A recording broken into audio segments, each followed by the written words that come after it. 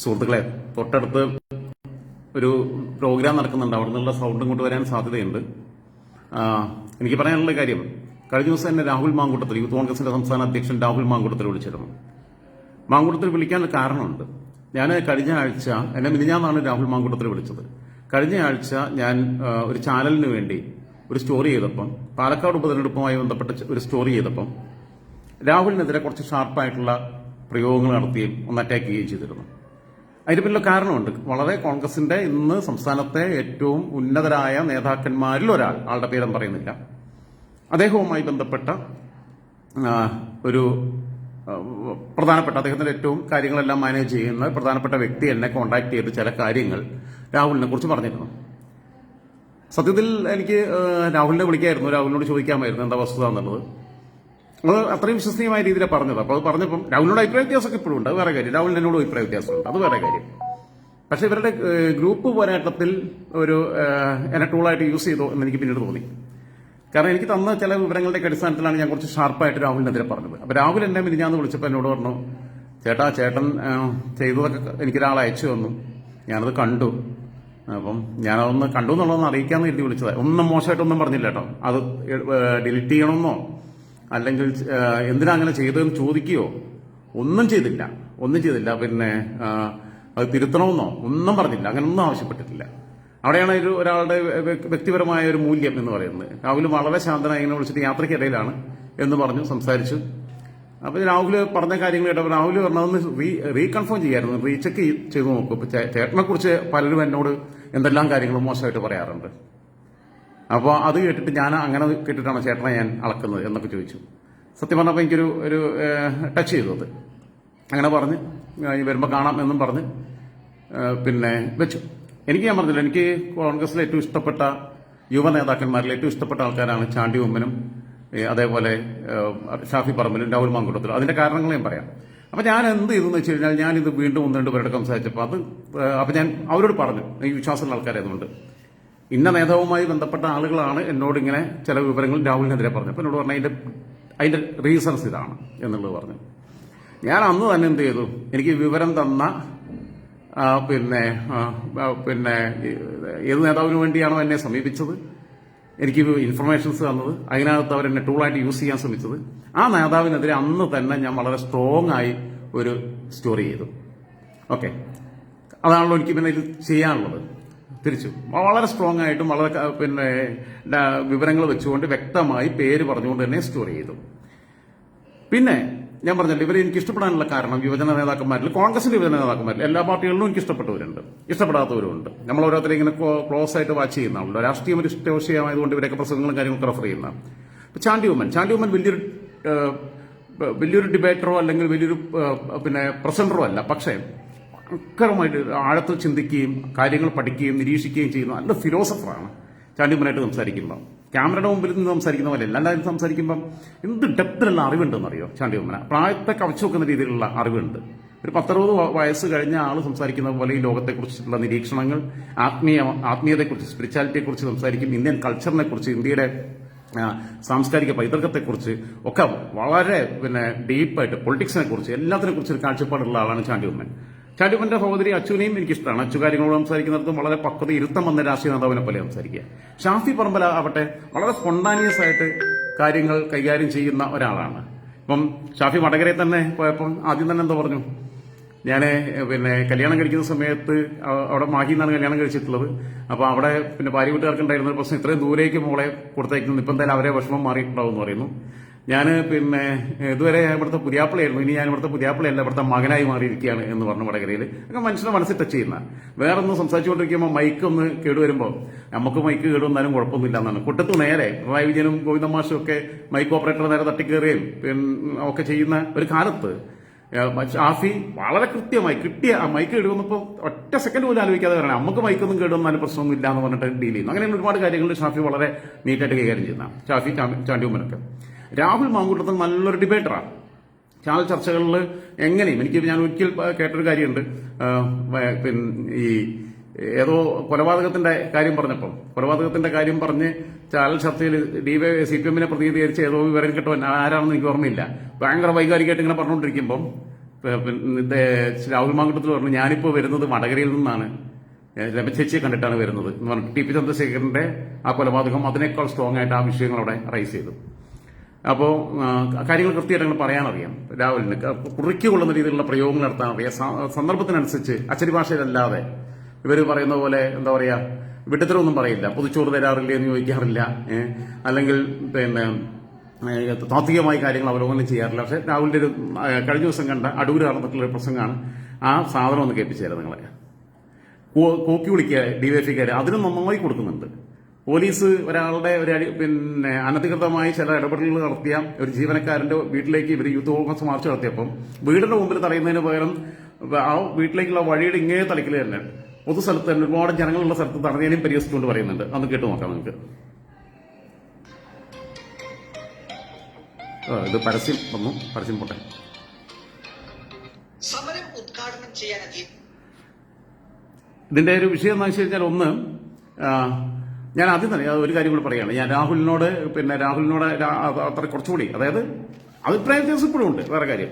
എന്നാൽ തന്നെ കുറച്ചുകൂടി പേഴ്സണലായി പോയി, കുറച്ചുകൂടി പിന്നെ എന്താ പറയാ മയപ്പെടുത്തിയൊക്കെ പറയാമായിരുന്നു. കുറച്ച് പേഴ്സണലായി പോയി, കുറച്ച് പിന്നെ എനിക്ക് കിട്ടിയ ഡാറ്റകൾ ക്രോസ് ചെക്ക് ചെയ്യായിരുന്നു, റീകൺഫേം ചെയ്യാമായിരുന്നു, രാഹുലുമായിട്ട് സംസാരിക്കാമായിരുന്നു. അങ്ങനെ ഒരു പിന്നെ ജാഗ്രത കുറവ്, ഇവർ പറയണ മാതിരി സിപിമാരുടെ ഭാഷയിൽ ജാഗ്രത കുറവ് എന്റെ ഭാഗത്തുണ്ടായാൽ ആത്മാർത്ഥമായിട്ട് രാഹുലിനോടും രാഹുലിന്റെ സുഹൃത്തുക്കളോടും ഞാൻ പിന്നെ മാപ്പ് പറയുകയാണ്, ക്ഷമയോദിക്കുകയാണ്. ഓക്കെ, ഇനി അത് കാണാം.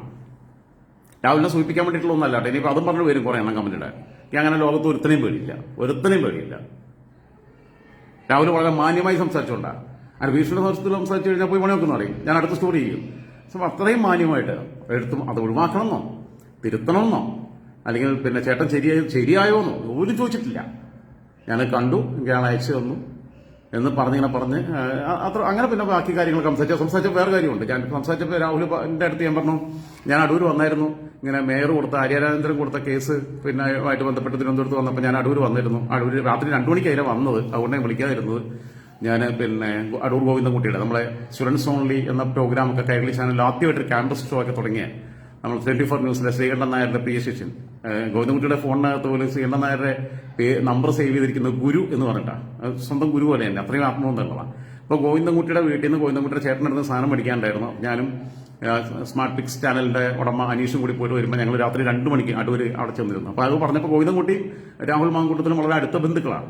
അപ്പോൾ എന്നോട് പറഞ്ഞു, ഗോവിന്ദൻകുട്ടി ചേട്ടന്റെ വീടിന്റെ തൊട്ടടുത്താണ് എന്റെ വീട്, പക്ഷെ ഞാൻ വീട്ടിൽ പോയിട്ട് 58 ദിവസമായിരുന്നു പറഞ്ഞു. ഓരോ കാര്യങ്ങൾ സംഘടനാ പ്രവർത്തനം അതിനിടയിൽ കുറേ ദിവസം വയനാട്ടിൽ പോയി നിന്നതാണ്. അപ്പോൾ അതും കൂടി കേട്ടപ്പോൾ എനിക്ക് ഒന്നുകൂടി ടച്ച് ചെയ്തു. അമ്മയും പിന്നെ സഹോദരിയും കുടുംബമൊക്കെയാണ് അവിടെ താമസിക്കുന്നത്. അപ്പോൾ അവിടെയിട്ട് 58 ദിവസമായിട്ട് വീട്ടിലൊന്നും പോയിട്ടില്ല എന്നുള്ളതാണ്. ഓക്കെ, ഇതൊന്ന് കാണാം. ഇത് കഴിഞ്ഞ ദിവസത്തെയാണ്, ഇന്നലെ കണ്ട് നടന്ന പരിപാടിയാണ്.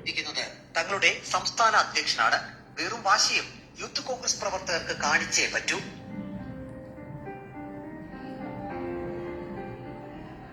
സ്ഥലം പത്തനംതിട്ട അടൂർ തട്ടാരുപടി.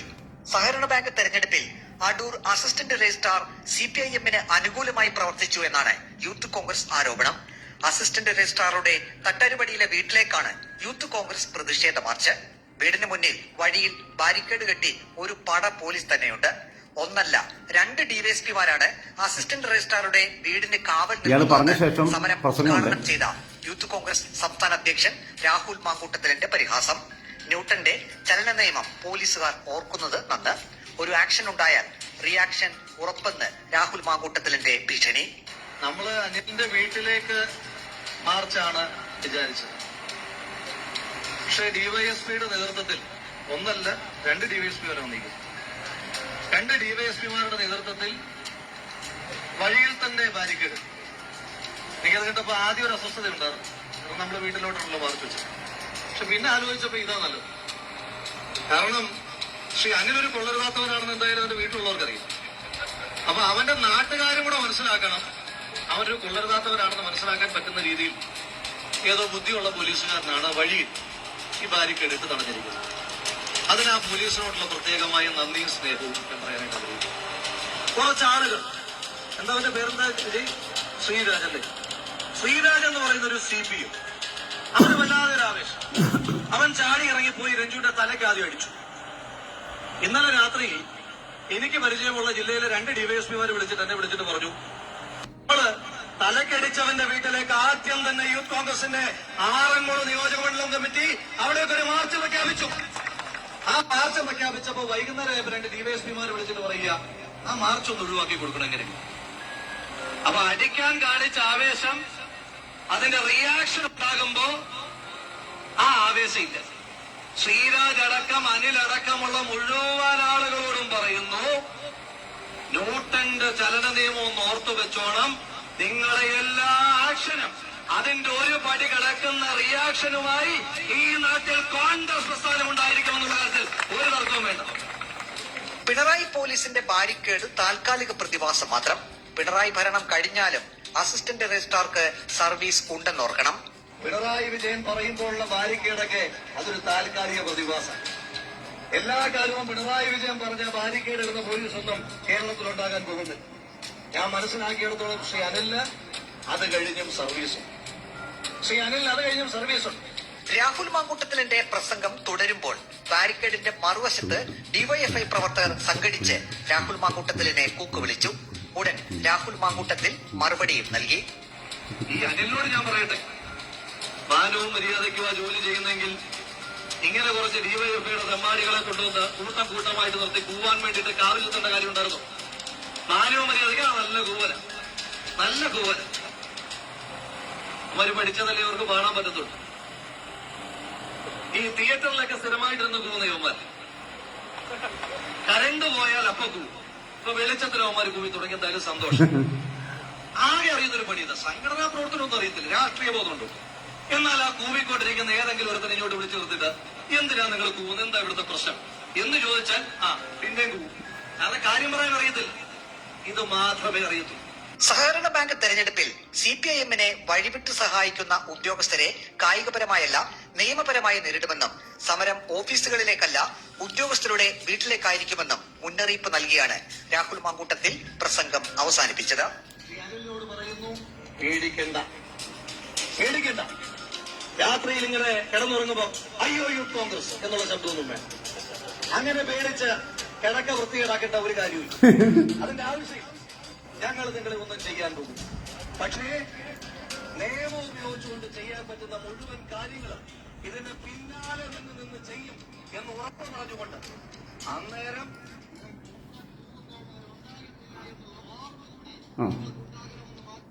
ഓക്കെ, ഇത്രയേ ഉള്ളൂ അപ്പോൾ കാര്യം. ഓക്കെ, ഞാൻ കണ്ടപ്പോൾ എനിക്ക് നല്ല രസമായിട്ട് സംസാരിക്കുന്ന ഒരു ആ പ്രസംഗം കേട്ടപ്പോൾ എനിക്ക് ഇഷ്ടമാണ്. ഡിബേറ്റുകൾ ഞാൻ ശ്രദ്ധിക്കാറുണ്ട്, രാഹുലാണെങ്കിലും പിന്നെ മറ്റു പല പാർട്ടിയിലുള്ള പല ആൾക്കാരും ശ്രദ്ധിക്കാറുണ്ട്. ഈ ജെയ്ക്സി തോമസ്, എ റഹീം, അതേപോലെ ചിന്താ ജെറോം, സജീഷ്, അങ്ങനെയുള്ള ചില സാധനങ്ങൾ വന്നാൽ ഞാൻ കാണാറില്ല, കാണാൻ താല്പര്യമില്ല. അങ്ങനെയുള്ള ലാൽസലാം.